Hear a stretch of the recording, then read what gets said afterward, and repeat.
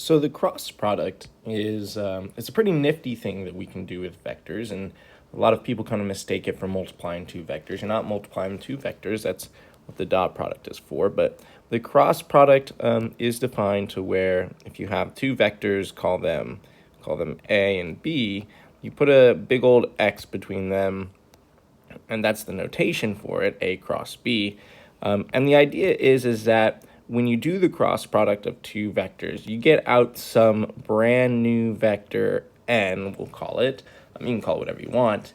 But the idea is, right, the purpose of the cross product, before we get into how to actually do it, is that if you have two 3D vectors, right, one of them is A and one of them is B, when you have B and you consider A cross B, the idea is that it creates this new vector n, and n is orthogonal. It is at a right angle.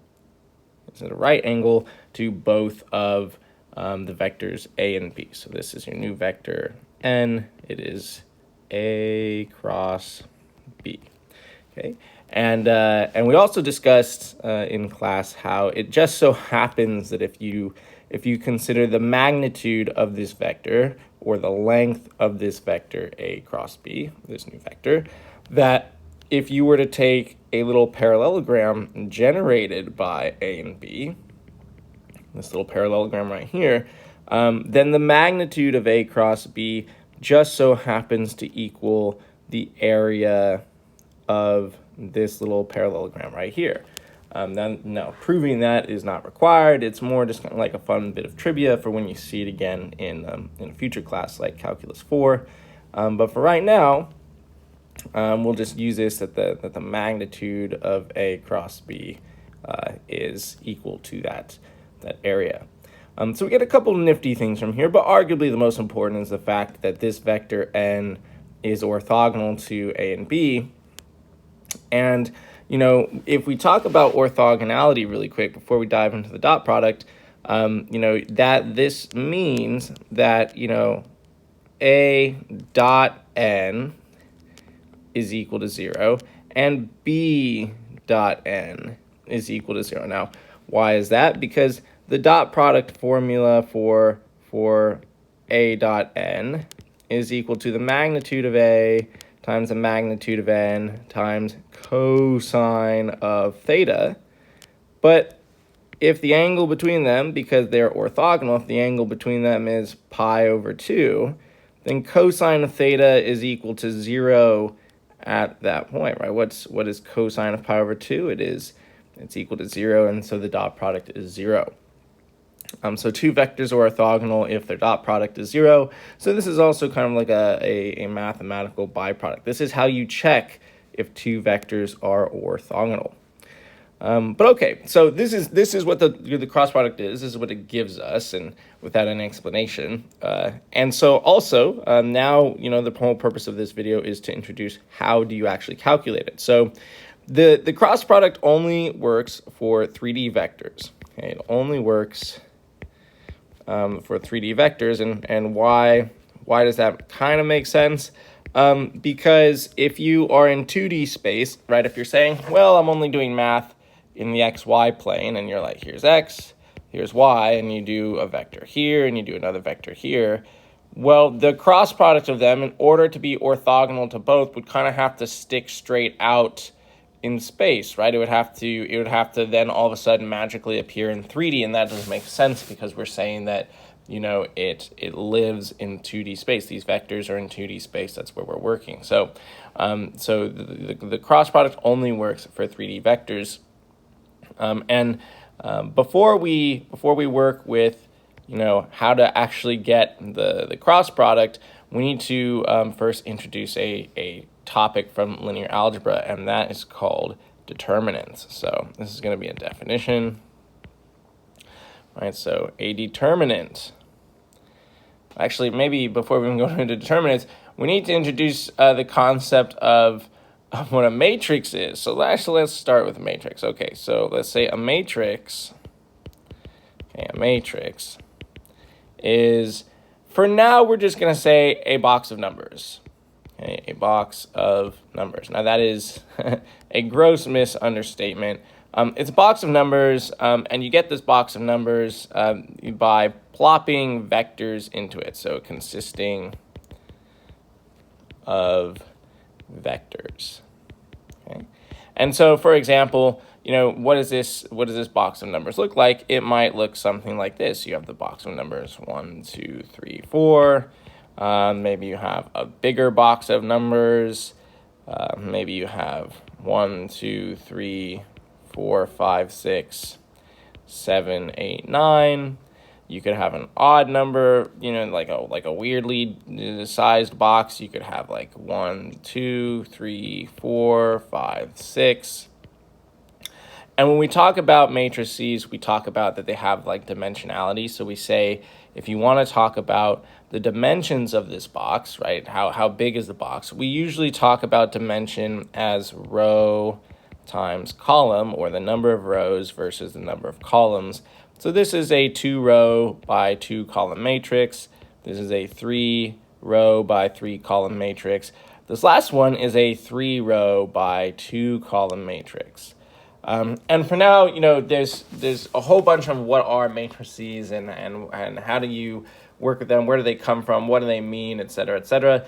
That's not the purpose of this class. Unfortunately, the cross product requires us to work with matrices, but in Calculus 3, at the same time, we're not going to dive into what matrices really are. So unfortunately, it's kind of just this is what it is, but I'm not going to explain why it is sort of thing. So this matrix is this box of numbers, and once we have this definition and this idea, we can go on and talk about what a determinant is. So another definition. Okay, so the determinant, we're going to call this thing, which is called the determinant. We'll start with a 2x2 matrix. The determinant of a 2x2 matrix is equal to, okay, it's going to be equal to, so let's say if I give you a random 2x2 matrix, let's call it A, B, C, and D, then the way that we get this is we multiply diagonally down from A, so we're going to get AD, and then we're going to subtract what we get when we multiply the other diagonals. We're going to subtract, in this case, C times B. So the determinant of a matrix is equal to what? Is it another matrix? Is it a vector? No, this is a number. This is a number. Okay, and that number in mathematics and in linear algebra signifies something. It has something to do with the vectors inside of it. It tells you some stuff about this matrix. But for right now, we're just going to say this is how you get the determinant of a 2x2 matrix. So for example, let's do this one. So as an example, the determinant, we'll say the determinant of this matrix 1, 2, 3, 4 is going to equal, so I do the diagonal first. I get 1 times 4, and then I subtract what I get when I do the other diagonal, so subtract 3 times 2, and we're going to get 4 minus 6, which is equal to -2. Okay, and that's how you do a determinant. So that's for a 2x2. Now, determinants are actually only defined for n by n matrices. So in general, the determinant is only defined. I'm going to shorthand. The determinant is only defined for n by n matrices, or what we call square matrices. So we can do a determinant for this one. I can do a determinant for this one. I cannot do a determinant for the last one. Okay. And again, the reason why, the theory is a little bit beyond our pay grade right now, but we'll just say that the definitions for now, and this is what it is, and we're just going to kind of use these facts. So coming up with the determinant of a 2x2 matrix, not so bad. Now, a 3x3 is a little more wonky, so I'm going to make us more space, because a 3x3 case is the one that we're more interested in. So The determinant, shorthand it, the determinant of a 3 by 3 matrix. And we're going to call this matrix A, B, C, D, E, F, G, H, I. Okay. All right, so the way that you do this, right, so it equals something. The way that you do this in this class is going to be that we're going to take the first entry right here. I'm going to put a circle around it, and I'm going to write it down. We're going to take A. And then what I'm going to do is I'm going to cross out. We're gonna cross out everything in that row and everything in this column, and we're going to multiply A. We're going to multiply this by the determinant of this little smaller little matrix that would be left over. So we're going to multiply it by the determinant of E, F, H, and I. And then once we have that, all right, so I'll erase this and rewrite that back in. So once we have that, so A, B, C, D, E, F, and then G. So once we have that, then it turns out that we're going to do the same thing with the middle one. Then we're going to take, just put a circle around B. We'll write down B here. And we're going to multiply that by the determinant of what? Well, if I cross out the middle column there and I cross out the row that also contains B, it leaves us with another matrix. It leaves us with another little smaller 2 by 2 matrix, albeit it's kind of split apart. And so what we're going to do is we're going to multiply that. Whoops. We're going to multiply B by the determinant of D, F, G, and I. And then last but not least, we're going to do the same thing for the last entry in the first row here. And so we're going to get C multiplied by the determinant of, and if we cross out the first row in the last column there, we're going to get D, E, G, and H. And now you're wondering, you notice I didn't put anything here or here or here yet. There's a way that we're supposed to do this. And so it turns out that this first entry here is positive. The second one is a subtraction. And the third one is addition. Hey, now, this is a lot to remember. This is basically just a process, a kind of do-it sort of thing that we're going to need to learn in order to use the cross product effectively. So I guess the best way to do it is with an example. And so again, using the example I had before, so find the determinant of, we'll say 1, 2, 3, 4, 5, 6, 7, 8, 9. Okay, so find the determinant of this matrix. And so my brain is going, okay, well, so first off, this is going to equal something. It's going to equal a number, equals. And we already know, let's see, that just following this formula, so the first one, we're going to circle that, we're going to write down 1. And then I'm going to multiply this by the determinant of what's left over if we cross out the first column and the first row. And so that's going to leave us the determinant of 5, 6, 8, and 9. So 5, 6, 8, and 9. Okay, now the first entry is addition. And so now we're going to pop in a minus, and we'll circle the second entry now, which is a 2. So minus 2 times the determinant of what? Well, now we cross out the middle column, first row, and we get 4, 6, 7, 9 is what's going to be left over. So 4, 6, 7, 9. And then last but not least, we're going to add the last entry. All right, so 3, give myself a little more space, 3 times the determinant of what? Well, if I cross out the last column, first row, I get 4, 5, 7, 8. So 4, 5, 7, 8. And now we just do these, right? So now we go and we run through very quickly the determinant of these little smaller matrices we came up with. So the first one we're going to do 5 times 9, which is 45, minus 8 times 6. So 45 minus, 8 times 6, which is 48. It's going to leave us a negative 3 in the first little entry there. And then we're going to subtract. We're going to be subtracting 2 times, what are we going to get here? So 4 times 9 is 36. And then 7 times 6 is 42. So 36 minus 42 is a negative 6. And then now we're at the last bit, so we're going to add 3 times the determinant of the last bit. So 4 times 8, which is 32. And then minus 7 times 5, which is 35. So 32 minus 35, another minus 3. And so we solve this, and we're going to get negative 3 plus 12 minus 9. Wow, this one is equal to 0. Incredible. All right.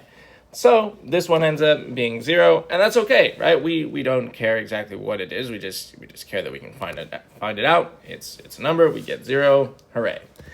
Okay, so this is how we do the determinant of a 2x2 matrix, a 3x3 matrix.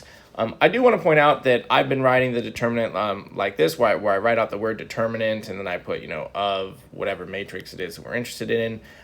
Another way of writing this more shorthand is if you put the determinant inside of these ginormous absolute value bars. So 1, 2, 3, or excuse me, if you put a matrix inside, 4, 5, 6, 7, 8, 9, this is the same thing as the determinant of that matrix. All right, so, the point of all this wasn't to come up with, wasn't just to take the determinant and find these numbers. The whole point of this video was the cross product, right? And it was what is the process for taking 2 vectors and generating a third orthogonal vector?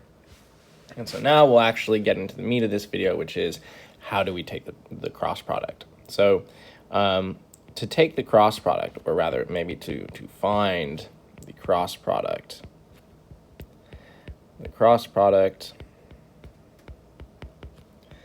of 2 vectors, we'll call them A is equal to, you can call them whatever you want. I'm going to call this one A1, A2, and A3, and I'm going to call the second one B, which has components B1 and B2 and B3.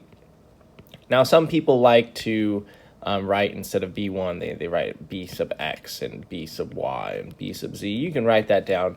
The only reason why I don't do that is because when you go and take linear algebra or do any other math course where you might be in higher dimensional math than 3 dimensions, what letter do you use after Z for the 4th dimension or the 5th dimension or the 6th dimension? And it turns out that we don't have letters for those. We usually just start labeling, 1, 2, 3, because you're in the 1st dimension, the 2nd dimension, the 3rd dimension, etc. So just like a little food for thought, little practice as you all kind of progress. But anywho, so to find the cross product of these 2 vectors. Now, the weird thing is that I just got done saying that the cross product will give you gives you a number. And that's true. The cross product, or actually not the cross product, the determinants, the result of determinants gives you a number. And I'm about to tell you that the determinant of these, if you use the determinant in a certain way with these vectors, that it will produce not a number, but it will produce a vector. That's not confusing. So to find the cross product of these 2 vectors, what you do is you set up a massive determinant, a 3x3 determinant, and you set it up like so. We're going to put A in the second row. We're going to do A right here, A1, A2, A3. We're going to put B in the third row, B1, B2, B3. And then in the very top, we're going to put I hat, J hat, K hat. Now, if you think too hard about this, you're like, I hat, that's a whole vector. J hat, that's a whole vector. But A1, A2, A3, those are numbers. Yes. The process of using the determinant here is more notational in nature, that instead of making you write out a whole bunch of really horrible math, we can shorthand the process for finding this new third vector in this way. So in other words, it just so happens that if we set it up in this way and we do the determinant of this mess of things that we have made here, it will generate our new vector n that we are looking for. So let's try it, right? Let's give it a shot. So what does this process look like? Well, we already know that the first thing is going to be I hat.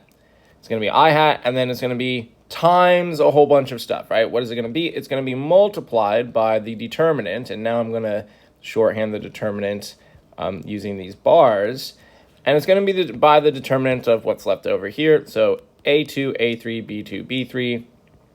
So A2, A3, B2, B3. All right, now I'm going to start moving a little quicker. So minus J hat times the determinant of what's left over there. So we'll get A1, A3, B1, B3. And then plus we're going to get K hat, and then times the determinants of what's left over there. So A1, A2, B1, and B2. And if you are paying attention, right, if you're paying attention, this right here, because A2, A3, B2, B3, these are all numbers, the determinant of this little 2x2 matrix is a number. This is going to be a number, and this is going to be a number. But what are I hat, J hat, K hat? These are our unit vectors. These are our standard basis unit vectors. And if you notice, this is actually in the form that we can represent a vector, right? An I hat, J hat, K hat notation. And so it turns out this thing is our new vector n. This is equal to A cross B. This is the definition of how to do the cross product. And so let's just do an example, because I think that'd be good. So I'll leave the general thing up here, but as an example, let's say, if A is the vector, we'll say 1, 0, -3, and we'll say B is the vector 0, 4, and 2. What we're going to do is we want to find the cross product of those two vectors, right? What do we get? Okay, A is floating around in space, B is floating around in space. We want the cross product, which is going to be orthogonal to both of those vectors. So we set it up, right? We set up the notation that we just learned is that we're going to take the determinant of a whole bunch of stuff. What goes inside? We have I hat, J hat, and K hat in the first row. Then I'm going to pop in 1, 0, -3, and we're going to pop in 0, 4, and 2 into the last row, and we're going to do this process. So for the first one, we're going to get I hat, and then it's times the determinants of 0, -3, 4, and 2. Then we subtract, right? We're going to end up subtracting. Then we get J hat times the determinants of 1, -3, 0, and 2. And then lastly, we're going to add our K hat times the determinant of 1, 0, 0, 4. And if we do this, we're going to get I hat. Actually, I'm going to write I hat at the end. Let's do the determinant. We're going to get 0 minus -12. So we're going to get positive 12 I hat. For the next one, we're going to get 2 minus 0. So that's 2. So we're going to get a minus 2 J hat. And the last one here, we have 4, and then 0, etc. So 4 minus 0, last time I checked, is 4. So we get plus 4 K hat. Wonderful. And so this thing is the vector 12, -2, 4. And I claim this is A cross B. And, you know, just for the sake of practice, right, if this thing is orthogonal to A and B, that means the dot product should be equal to 0 if we take this and dot it with A and B. So let's check that this is indeed orthogonal. Let's do the dot product of not A and B. Let's do the dot product of A and our resulting A cross B. You could write N there, but if we do the dot product of this, we should get 0, but let's set it up. So 1, 0, -3, dot 12, -2, 4. So in the first entry, we're going to get 1 times 12, which is 12. The second entry is going to be 0 because we have 0 times -2. And then the last entry, a -3 times 4, which is -12, which, lo and behold, is 0. So since the dot product of this vector and this vector are 0, they are orthogonal. And we can also do, simultaneously, we can check, B dot our new vector n. And so we can do 0, 4, 2, dotted with 12, -2, 4. We do the dot product here, we get 0, -8, +8, and we do get 0. So we have done it. We have successfully created this third orthogonal vector. Well, not third orthogonal vector. We have created an orthogonal vector from A and B, which is pretty nifty.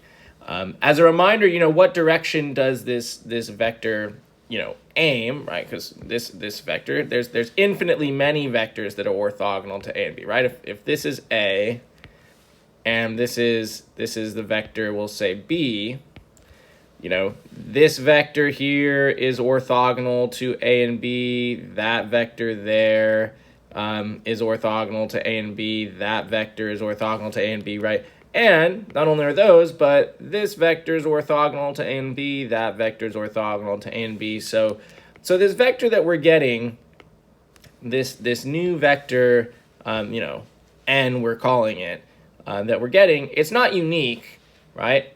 But it tells you the direction you would need to head in order to get an orthogonal vector. And that'll be useful in the future when we actually want the unit normal vector, but we're not worrying about that yet. So how do you tell, if you had to sketch this, right, what direction this vector is? Maybe we don't want to actually plot points and try and figure it out ourselves in 3D. We do the right-hand rule to where if we're doing A cross B and you stick your index finger in the direction of A and you stick your middle finger in the direction of B, and you do this right now in the video, your thumb will naturally point straight up, and so that's going to give us a normal vector, and it's kind of going in this upward sort of direction. And if we did B cross A, right? So if we do B cross A, and I put my first finger in the direction of B and my second finger in the direction of A, that's going to result in our answer kind of going straight down. So just kind of depending on which way you do the cross product, you're going to get a normal vector shooting up or a normal vector shooting down. But the nice thing is that you end up getting a normal vector, and in either case, it is orthogonal to A and B, which ultimately is really what we're concerned about. We're concerned about that we were able to get something that is a right angle to B, and it is also at, I keep saying right angle, I shouldn't say that, but at a right angle to A as well. Okay, so that's going to do it for this video. That is the cross product. We had to kind of go down a rabbit hole of what is a matrix, then what is a determinant, a 2x2 determinant, a 3x3 determinant, so on and so forth. Maybe I'll leave you with one more quick bit of trivia, which is the following. So one more bit of trivia that can help speed up some of your operations sometime is, let's say I ask you to calculate the determinant of something that looks like this, and I get 1, 2, 3, I get 0, 4, 9, I get 0, -8, 2, or something like this. The way that I was showing you all to do this is that you would take the first entry here and you cross, right, and you do this and you get positive, Right, so it'd be like 1 multiplied by the determinant of 4, 9, negative 8, and 2. Then we would subtract what we get when we do 2 multiplied by the determinant of 0, 9, 0, 2. And then we add what we're going to get in the third one, so 3 times the determinant of 0, 9, 0, 2. Wait, 3, no, not 0, 9, 0, 2. That's going to be 0, 4, 0, negative 8. Right? And then we say this is the answer, right? This is a number. Cool. It turns out that you can actually expand the determinant on any row or any column if you're a little careful. So what do I mean by that is I might notice that this first column here has a bunch of zeros in it. And last time I checked, if this number was a 0 and that number was a 0, it could save me from doing a lot of math. And so in linear algebra, this is a little advanced for this course, but you learn that when you're doing the determinant, you can imagine that there's like a plus, a minus, a plus here, a minus, a plus, a minus here, a plus, a minus, and a plus here. And the idea is that let's say you wanted to take the determinant and you didn't want to use that first row. You wanted to say use the first column. Then I could expand the determinant along the first column instead. So if I started with, if we start here, right, we're still going to do just like that. So we're still going to get 1 times the determinant of 4, 9, negative 8, and 2. But now I'm going to subtract. What am I going to do? Well, I'm going to move on to this term. I'm going to subtract 0 times the determinant of everything that would be left over there. And what goes in there? Well, it doesn't matter. I'm multiplying by 0, right? And the third one, I would be adding, because that little symbol there says add, so I'd be adding 0. 0 times the determinant of stuff. And again, I don't really care what that stuff is because I'm multiplying 0 by something. So it turns out that the determinant of this matrix can actually be found by just doing this single operation here. I don't have to do this one. I don't have to do this one. I don't got to worry about that, which is really nice. So if that happens, you know, and let's say you're just for practice, you're asked to do a 3x3 determinant, and not a cross product thing. You just said do the 3x3 determinant. You can sometimes save yourself some work by expanding on a different row or a different column.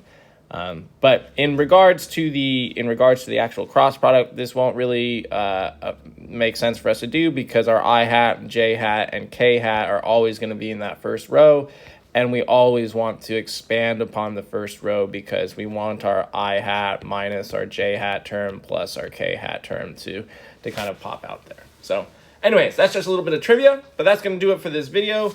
That's a lot of stuff to kind of pay attention to. Thankfully, it's very procedural in nature, so even if you don't fully understand the why, which I really haven't explained why any of this works because it's not in the scope of this class, it just so happens to be a tool that we need at this level. I'm going to say that's okay. We're just going to get good at doing the procedure here. That way we can kind of use the result of it. Kind of like how in calculus you learn how to take the derivative and you don't do a whole bunch of higher level math proving why the derivative exists and proving every single rule of the derivative and the quotient rule and proving why, you know, the derivative logarithms are 1 over x and stuff like that. Like we don't do that. We're just like, here's the rule and we're going to kind of build calculus off of it. We're going to kind of do the same thing here. So hopefully this was all kind of interesting. It's a lot of stuff to think about, but thankfully not too hard to follow. If you have questions, post them in Canvas in the discussion or shoot me an email. And other than that, I will catch you guys later.